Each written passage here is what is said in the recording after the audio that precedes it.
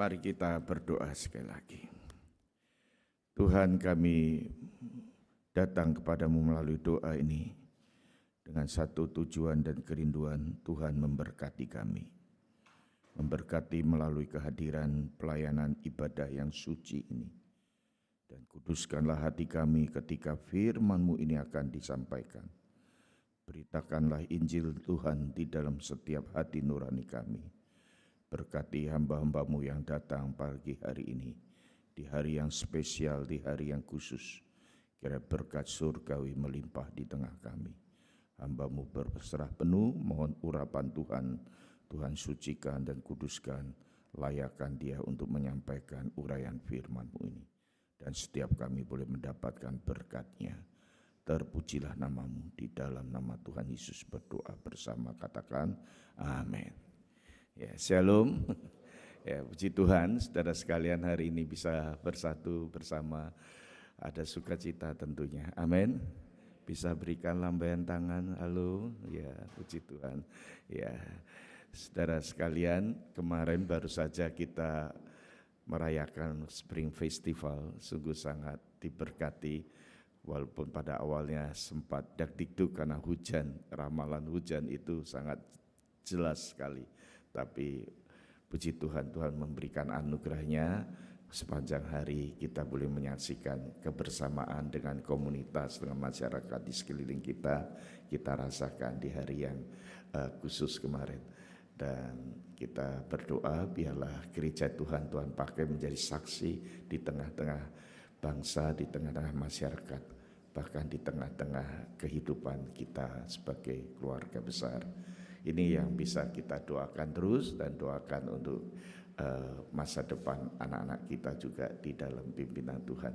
Saudara, hari ini kita akan mulai membahas satu topik berkenaan dengan eksposisi kitab Yunus. Selama 4 minggu ini saudara bisa tekuni, ikuti dengan baik di dalam kelompok-kelompok kedup ataupun kelompok Bible Study saudara. Saudara, kita buka Yunus pasal 1 yang sudah dibacakan tadi. Kita akan hari ini membahas ayat 1 sampai ke 10. Nanti kita akan lihat di bagian-bagian tertentu tentunya akan kita tekankan. Saudara, kitab Yunus atau boleh dikatakan Yunus, di bagian ini kita akan mempelajari beberapa hal. Yang pertama, saudara, bertemakan bahwa Yunus lari dari panggilan Allah. Kalau kita memperhatikan dari ayat 1 dan ayat kedua sampai ayat yang ketiga, kita bisa melihat bahwa yang pertama, siapakah Yunus itu sebetulnya? Saudara, boleh dikatakan bahwa Yunus, saudara-saudara, di dalam Alkitab kita, nama Yunus tidak banyak disebutkan.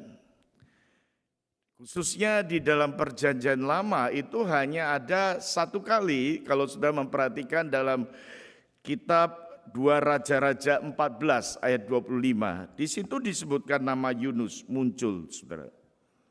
Kalau saudara memperhatikan dari sini, saudara-saudara, Yunus adalah seorang nabi yang saya katakan unik sekali. Kenapa unik, saudara-saudara? Nabi yang ditunjuk oleh Allah, nabi yang dipilih oleh Allah, dan nabi yang diminta untuk menyampaikan firman Tuhan. Jadi kalau kita melihat seorang nabi itu mempunyai tugas yang utama adalah menyampaikan firman Tuhan. Menyuarakan suara Tuhan kepada umatnya. Tetapi yang unik sekali dari antara banyak nabi-nabi, saudara, Nabi Yunus satu-satunya nabi yang menolak untuk menyampaikan firman Tuhan. Khususnya di dalam perikop kita kepada bangsa Niniwe. Nah, saudara sekalian, inilah yang kita perlu ketahui, saudara. Bahwa Yunus itu seorang nabi yang Tuhan tetapkan, Tuhan pilih. Bahkan Tuhan atur sedemikian rupa, tetapi dalam kisah Yunus, kita bisa melihat pemberontakan ketidaktaatan seorang nabi. Saudara perhatikan ayat yang ketiga, kalau kita perhatikan tentunya saudara-saudara, kita bisa melihat saudara, Yunus punya satu alasan mengapa dia menolak akan menyampaikan firman, menyampaikan suara Tuhan kepada umat yang ada di Niniwe, kepada bangsa Niniwe. Nah, saudara perhatikan sendiri secara seksama ketika kita memperhatikan latar belakang daripada konteks surat atau kitab Yunus ini, kita bisa melihat saudara-saudara. Yang pertama saudara-saudara, bahwa Niniwe itu adalah kota dan bangsa yang bagaimana saudara-saudara. Kalau kita memperhatikan saudara-saudara, kota Niniwe itu adalah kota yang ada di timur saudara-saudara. Boleh disebutkan saudara-saudara, kota Niniwe adalah kalau kita perhatikan di peta itu saudara, itu adalah tempat di mana ada dalam satu lingkup lingkaran yaitu kerajaan Asyur. Saudara ingat di dalam zaman perjanjian lama itu kisah-kisah tentang kerajaan-kerajaan saudara. Kerajaan Israel sendiri, kayak itu utara maupun selatan, berhadapan dengan musuh-musuh yang besar. Bukan saja di Babelonia tetapi juga di Asyur. Asyur adalah di dalam zaman kuno adalah sebuah kerajaan yang sangat kuat. Kerajaan kuno yang sangat tangguh, yang sangat mempunyai kekuatan. Tentu yang lebih menarik lagi, Asyur adalah bangsa yang kejam sekali. Bangsa yang ganas sekali, yang senang berperang dan mempunyai hobi untuk menyiksa musuh peperangan itu. Saudara bisa membayangkan saudara bagaimana kondisi daripada Niniwe di bawah kerajaan Asyur itu di dalam lingkungan masyarakat yang sedemikian. Saat ini Tuhan menyampaikan satu perintah kepada Yunus untuk pergi ke sana. Saudara bisa membayangkan saudara. Bagaimana sebagai seorang yang dikatakan Ibrani Tulen, sebagai bangsa Israel, musuh dari ada Asyur, sebagai nabi Allah yang mempertahankan kesucian dan keadilan, sebagai nabi Allah yang merindukan pada kuasa Allah dinyatakan, saat itu Tuhan merintahkan Yunus pergi ke tempat itu. Ke bangsa yang demikian. Saudara, ini yang disebut dengan iman tidak masuk akal bukan? Ini yang boleh dikatakan tidak make sense, saudara. Bagaimana mungkin Yunus mau pergi ke tempat itu? Maka dikatakan Yunus lari. Ini menjadi satu alasan, salah satu penafsiran Alkitab. Lari dikatakan dia berangkat ke Yafo, ke satu kota pelabuhan. Dan di situ saudara dia mendapatkan kapal untuk pergi ke Tarsis. Perhatikan peta itu saudara. Cukup jauh saudara-saudara. Tuhan menghendaki dia pergi ke timur di daerah Niniwe. Tetapi justru dia melentang memberontak. Dia berlawan arah. Dia pergi kemana? Ke Tarsis. Untuk berbagai macam cara. Satu jalan yang dia inginkan adalah untuk meninggalkan apa yang Tuhan perintahkan. Saudara, inilah yang disebut dengan Yunus lari dari panggilan. Yunus lari dari panggilan dan dia berpikir dengan pergi jauh ke Tarsis. Dia tahu dengan pergi jauh melintas yang ada di lawan kota itu. Dia tahu di tempat Tarsis itu ada penduduknya pada mayoritas sebagian orang tidak mengenal Allah. Yunus berpikir di tempat itu dia bisa melupakan panggilan itu. Yunus mungkin berpikir juga di tempat itu dia akan aman, damai, nyaman, tidak bertemu dengan Asyur, musuh daripada bangsa Israel. Dia tidak bertemu dengan orang-orang yang jahat, yang kejam. Dia pikir juga dia akan aman di sana. Dia akan menghidupi kehidupannya dan melupakan semua panggilan yang Tuhan sudah tetapkan. Ini adalah pikiran Yunus. Maka dia pergi jauh meninggalkan apa yang Tuhan tempatkan di sana. Saudara-saudara, sekali lagi saudara, Asyur itu di abad-abad 9, kalau Yunus itu di abad 8 sebelum Masehi, Asyur abad ke-9 itu sudah maju sekali. Kota yang maju saudara. Kerajaan yang maju saudara-saudara menjadi super power, menjadi kerajaan kuno yang kuat sekali saudara. Dengan kebanggaannya dan segala kemewahannya saudara-saudara. Di sisi yang lain saudara-saudara, Yunus tidak melihat suatu potensial yang besar di kota Niniwe di dalam kerajaan Asyur saudara. Maka saudara, pemaparan ini saya ajak saudara untuk membuka pikiran kita. Bahwa Tuhan itu selalu punya rencana, selalu mempunyai ketetapan, selalu mempunyai tujuan dalam hidup kita. Tuhan mempunyai tujuan yang jelas bagi Yunus supaya dia menjadi berkat di Niniwe, menjadi berkat di kerajaan Asyur, sekalipun kerajaan itu kerajaan yang anti pada apa yang menjadi kehendak Allah.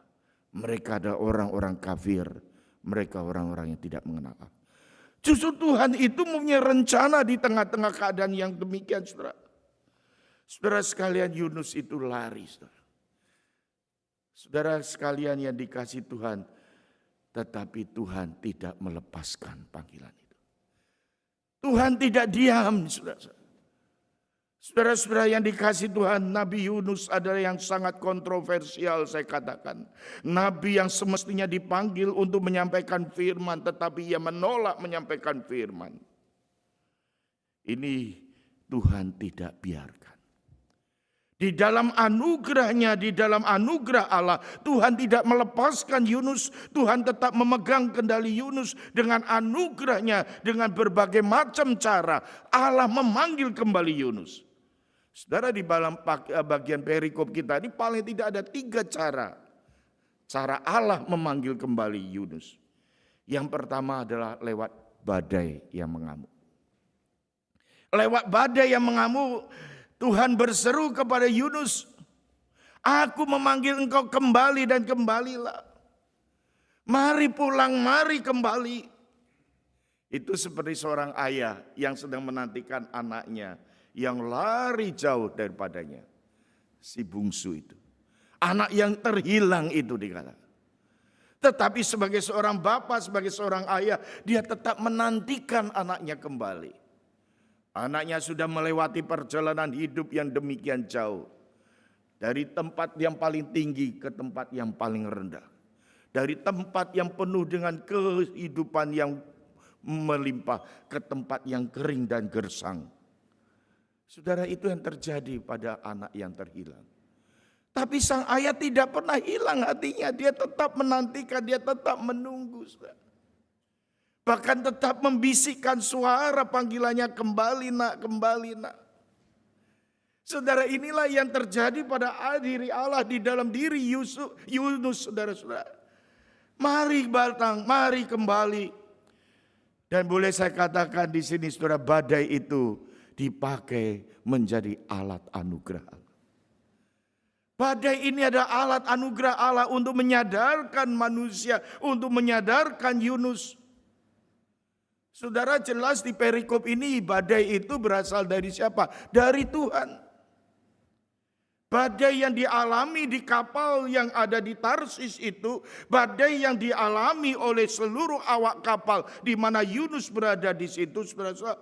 Badai yang kuat, yang dahsyat itu datangnya dari mana? Dari Tuhan. Tuhan sengaja memakai badai itu untuk satu tujuan, supaya Yunus kembali. Saudara-saudara, Yunus itu sudah berdosa terhadap Tuhan. Dia telah memberontak dan tidak taat, saudara-saudara. Saudara-saudara, kita renungkan sejenak di bagian ini. Penderitaan yang dialami akibat kesalahan daripada Yunus, apakah itu hanya bersifat individual? Tidak. Apakah ini hanya berdampak pada diri Yunus? Tidak. Yunus malah dia tidur di buritan, dia tidur di tempat, dia ada di tengah badai, dia bisa tidur nyenyak. Dia bisa mengumpulkan harta-hartanya, persiapan akomodasi, persiapan transportasi untuk pergi menjauh daripada panggilan Allah, dikatakan di sana. Apakah enggak berdampak pada diri orang lain? Berdampak. Badai itu justru berdampak kepada seluruh awak kapal. Bukan hanya kepada Yunus, yang terjadi pada seluruh penumpang yang ada. Saya membayangkan penumpang-penumpang yang membawa harta miliknya hilang kalau tenggelam kapal itu. Saya membayangkan kalau seluruh keluarga itu, ada anak, ada suami, ada istri, satu keluarga. Seperti pesawat Air Asia yang jatuh itu, ada satu keluarga, hanya tinggal satu anak yang sekolah dan studi di Singapura hari itu. Seluruh keluarga bersama-sama di kapal Air Asia itu meninggal. Tinggal satu dari satu keluarga. Saudara, akibat seorang ulah Yunus berakibat pada seluruh awak kapal. Dan saya harus katakan saudara-saudara, kita itu perlu mempertanggungjawabkan diri kita. Setiap apa yang kita lakukan itu berdampak pada orang lain. Khususnya dalam keluarga. Jadi kalau kita membayangkan anak-anak kita hari ini, itu sangat berpengaruh kehidupannya dari kehidupan kita. Sebagai seorang ayah khususnya, seorang bapak, seorang ibu. Dan kadang kalau kita mikirkan, aduh malas ibadah lah. Dia pikir itu urusan individu. Tidak, itu sangat berdampak pada lingkungan.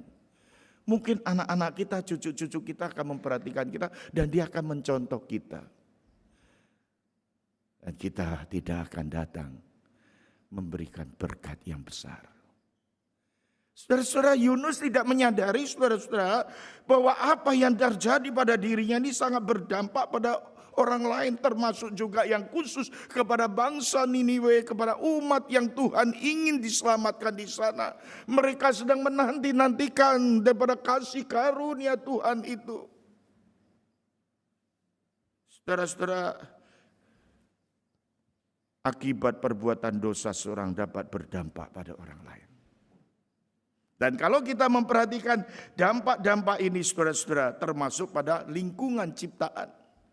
Dan Tuhan itu luar biasa di dalam kedaulatannya, di dalam penentuannya. Tuhan memakai alam semesta, alat-alat itu untuk menyadarkan kembali Yunus.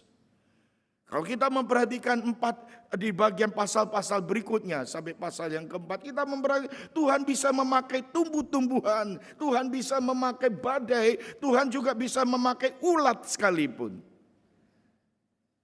Seluruh ciptaan Tuhan ini adalah satu alat Tuhan untuk satu tujuan, yaitu meninggikan dan memuliakan Tuhan dan menyatakan kehendaknya. Saudara sekalian yang dikasih Tuhan, yang kedua, cara Tuhan untuk memanggil Yunus itu lewat orang lain. Dan yang menarik sekali di sini lewat orang-orang yang tidak mengenal Tuhan. Salah satunya disebutkan di bagian ini nakoda kapal itu sendiri. Saudara memperhatikan secara seksama dengan teliti saudara. Ketika Yunus di dalam keadaan badai yang seperti itu, apa yang terjadi pada diri Yunus? Apakah Yunus langsung terbuka dan dia menyadari? Ataupun yang paling utama adalah Yunus paling tidak berdoalah kepada Tuhan. Mengaku dosalah, berdoalah, berserulah, berteriaklah, minta keselamatan itu terjadi. Enggak. Itu enggak terjadi, malah Yunus itu tidur nyenyak di sana. Saudara. Alkitab memberikan satu ironis kembali. Seorang nabi yang harusnya berdoa, tetapi tidak berdoa.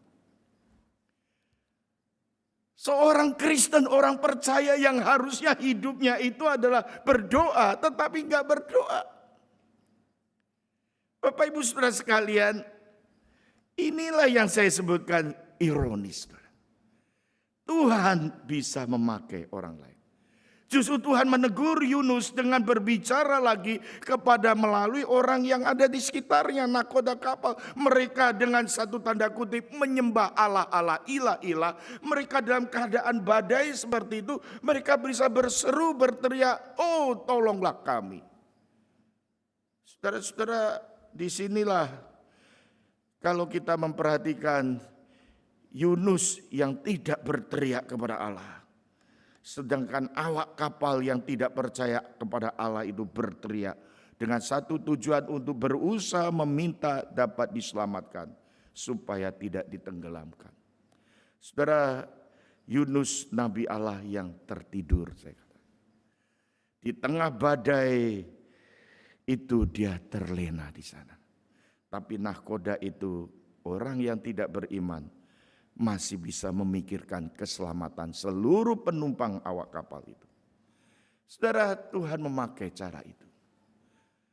Apakah Yunus menyerah di sana, saudara? Apakah Yunus bersadar diri? Apakah Yunus langsung berteriak dan berdoa di dalam kapal itu? Tidak. Sampai-sampai dengan cara yang ketiga, dengan cara membuang undi.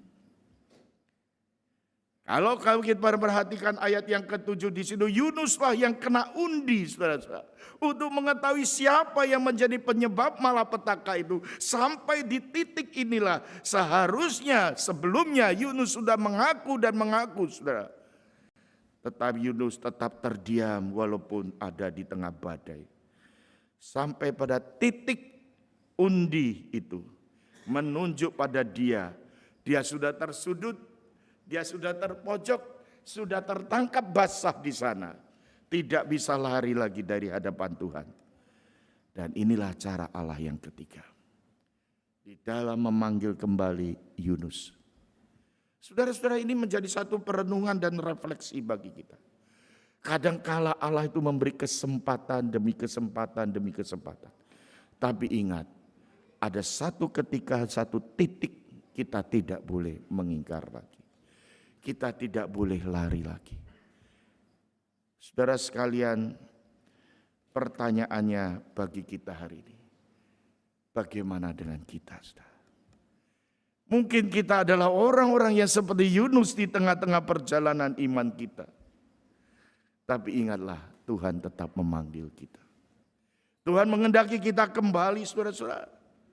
Kalau kita melihat kisah ini, saudara-saudara, awak kapal itu mengajukan satu pertanyaan ketika undi itu datang menunjuk pada Yunus. Yunus, yang menjadi penyebab malapetaka ini, apa yang terjadi pada diri kami semuanya? Dan awak kapal itu bertanya kepada Yunus. Satu pertanyaan yang menarik sekali, saudara-saudara. Di ayat yang ke-8, pertanyaan itu berbunyi, berkatalah kepada mereka kepadanya, beritahukanlah kepada kami karena siapa kita ditimpa oleh malapetaka ini. Apa pekerjaanmu? Dari mana engkau datang? Apa negerimu? Dari bangsa manakah engkau? Saudara-saudara, kita perlu garis bawahi bagian ini. Ini bukan pertanyaan introduksi, pendahuluan, perkenalan, tidak. Biasanya kalau kita memahami 3 kalimat ini, dari mana kamu, dari bangsa mana, siapa namamu, itu ada perkenalan, saudara-saudara. Ini bukan pertanyaan untuk memperkenalkan dan dikenal, tidak, saudara-saudara. Ayat yang ke-9 dikatakan di sana, selanjutnya kepada mereka dikatakan sautnya, aku seorang Ibrani, aku takut akan Tuhan, Allah yang empunya langit, yang telah menjadikan lautan dan daratan. Orang-orang itu menjadi sangat takut, lalu berkata kepadanya, apa yang telah kau perbuat? Sebab orang-orang itu mengetahui bahwa ia melarikan diri jauh dari hadapan Tuhan. Hal itu telah diberitahukannya kepadanya. Saudara memperhatikan bagian ini, pertanyaan ini menarik sekali, saudara.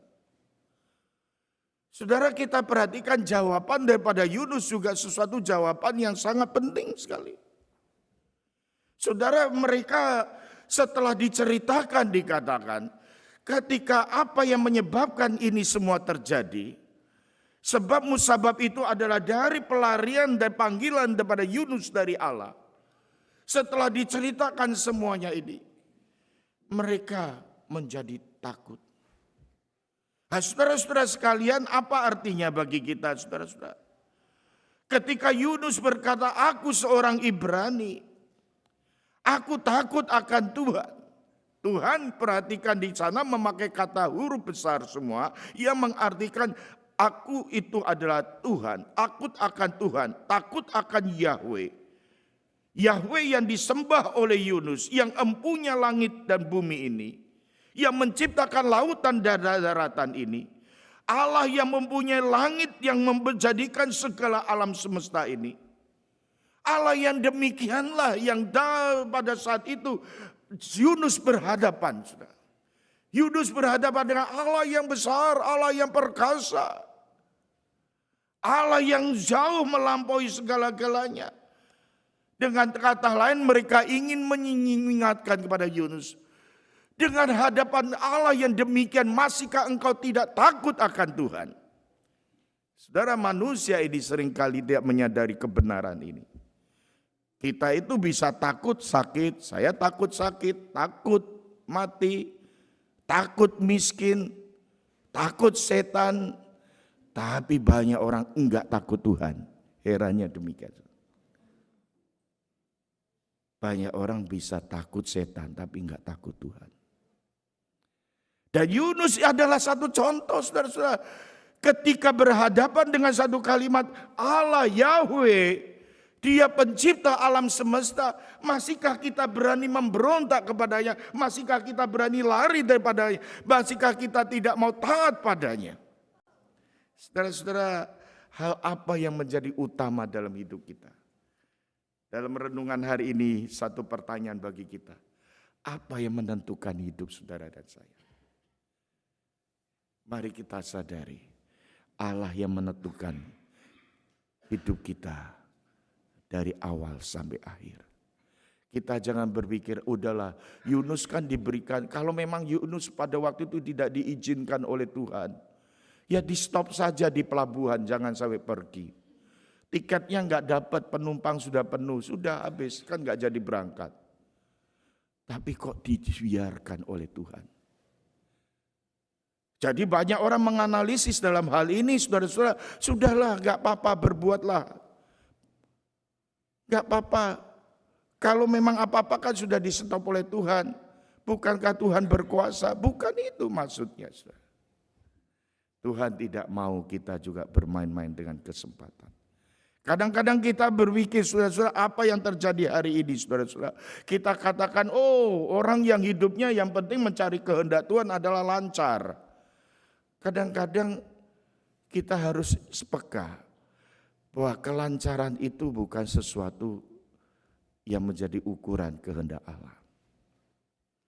Yunus kelihatan lancar sampai ke pelabuhan, dia lancar pergi menjual harta, dia lancar membekali dirinya, dia lancar pergi ke tempat yang tersembunyi, dia lancar ada di tempat di mana dia boleh aman di sana.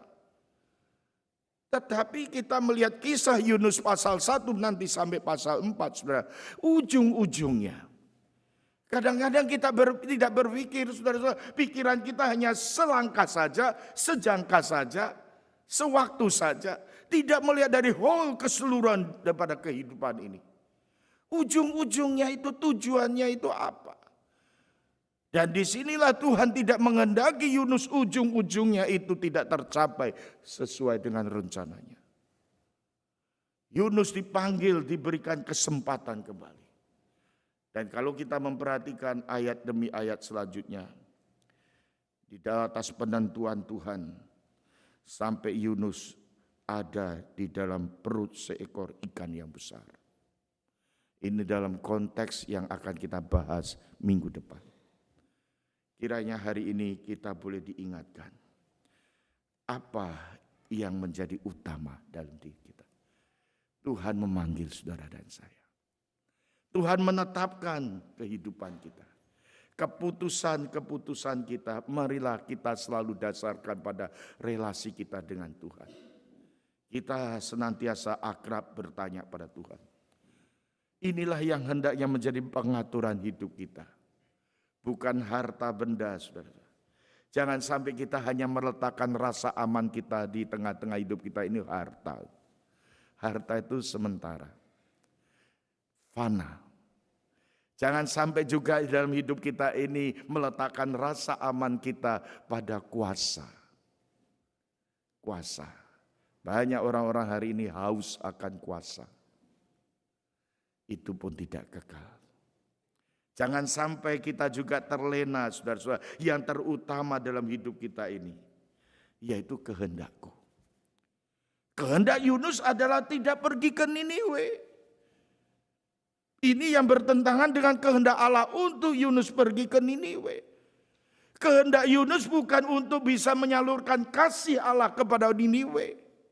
Sedangkan kehendak Allah adalah menyalurkan, mengasihi Niniwe agar mereka bertobat dan kembali kepada Allah.